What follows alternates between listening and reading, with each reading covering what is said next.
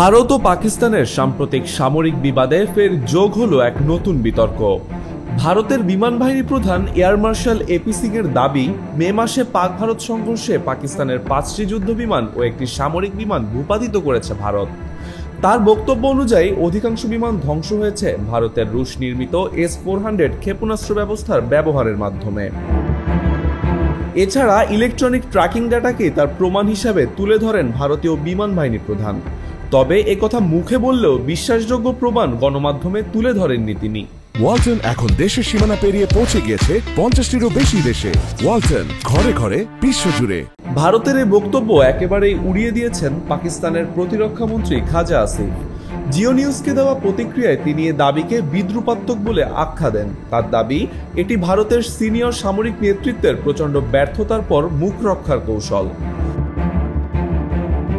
আসিফ জানান, সংঘর্ষের 3 মাস পর এসে এমন ঘোষণা কেবল রাজনৈতিক প্রভাব তৈরির চেষ্টা। বিপরীতে পাকিস্তান সংঘাতের সময় থেকেই বলছে 7 থেকে 10 মিনিট যুদ্ধে তারা 6টি ভারতীয় বিমান ভূপাতিত করেছে। এর মধ্যে ফরাসি নির্মিত রাফালও রয়েছে। এ দাবির সত্যতাও যাচাই করেছে রয়টার্স, বিবিসির মতো আন্তর্জাতিক গণমাধ্যম। ফ্রান্সের বিমান বিষয়ক প্রধান জেনারেল জেরোম বেল্লাঞ্জারের কথাও পাকিস্তানের পক্ষে যায়। তিনি 3টি ভারতীয় যুদ্ধবিমান, যার একটি রাফাল ক্ষতিগ্রস্ত হওয়ার প্রমাণ দেখেছেন বলে উল্লেখ করেন।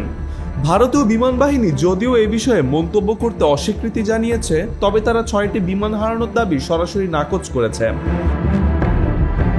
পাকিস্তানের দাবি, একটিও পাকিস্তানি বিমান ধ্বংস বা আঘাতপ্রাপ্ত হয়নি, যা স্বাধীন পর্যবেক্ষকদের মূল্যায়ন ও আন্তর্জাতিক মিডিয়ায় উপস্থাপিত ব্রিফিংয়েও প্রতিফলিত হয়েছে। খাজা আসিফ আরও বলেন, সংঘর্ষের পরপরই পাকিস্তান আন্তর্জাতিক গণমাধ্যমকে বিস্তারিত প্রযুক্তিগত তথ্য ও প্রমাণ সরবরাহ করেছে, যা বিশ্ব নেতা, বিদেশি গোয়েন্দা সংস্থা ও রাজনৈতিক মহলে যথেষ্ট গ্রহণযোগ্যতা পেয়েছে।